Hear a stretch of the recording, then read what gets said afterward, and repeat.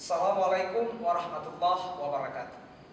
Munculnya gagasan revolusi mental di Indonesia dilandasi dengan cita-cita luhur bangsa untuk menjadikan bangsa Indonesia menjadi bangsa yang unggul dan berkarakter.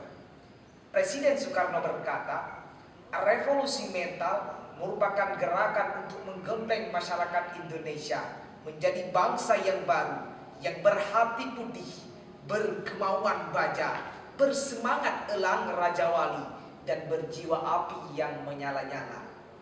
Namun saudaraku sekalian, cita-cita luhur bangsa tersebut masih jauh dari apa yang diharapkan. Karakter generasi muda Indonesia seolah telah sirna ditelan masa. Perilaku negatif merajalela, prostitusi membudaya, LGBT menjamur di Nusantara, narkoba hingga ke desa, saling caci maki di sosial media. Akhirnya generasi emas yang diharapkan yang muncul adalah generasi yang rusak mentalnya, hilang karakternya, bahkan menggadaikan imannya. Allah Subhanahu wa taala berfirman dalam Al-Qur'an surah Al-Hadid ayat 9 yang artinya, dialah yang menurunkan kepada hambanya ayat-ayat yang terang Al-Quran supaya dia mengeluarkan kamu dari kegelapan kepada cahaya. Dan Allah benar-benar maha penyantun lagi maha penyayang terhadapmu. Saudara sekalian, dalam ayat tersebut dapat kita pahami bahwa setelah Allah menurunkan Al-Quran sebagai dalil yang cemerlang dan bukti yang akurat, maka manusia harus segera memperbaiki diri dari kegelapan, kebodohan, kekufuran kepada cahaya petunjuk keyakinan dan keimanan dengan berpaduan kepada Al-Quran.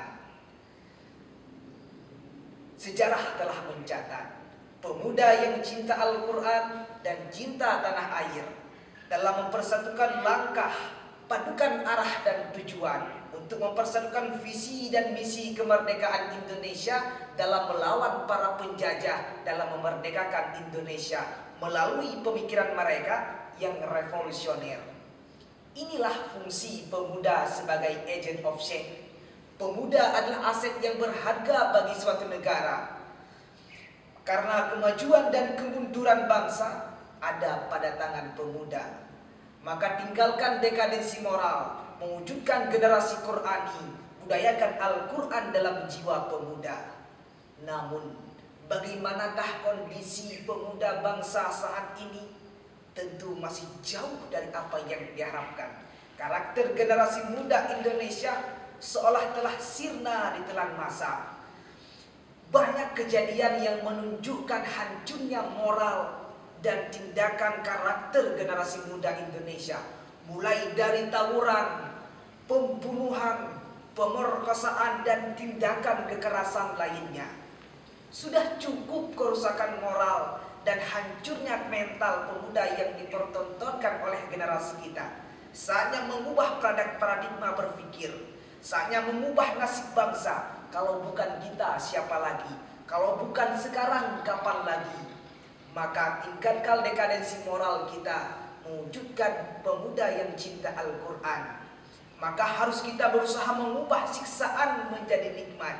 Kebodohan, kekufuran harus kita usaha mengubahnya dengan bersungguh-sungguh menuntut ilmu, meningkatkan akidah, mengamalkan ajaran syariat, dan memperluaskan cengkrama pemikiran. Dengan demikian, kita mampu membentuk karakter revolusi mental pemuda. Kita mampu membangun mental pemuda dan jiwa Al-Quran, cinta kedamaian, menggapai keberagaman, dan menjadi pelopor kebaikan. Demikian saya Aki Khatami. Wassalamualaikum warahmatullahi wabarakatuh.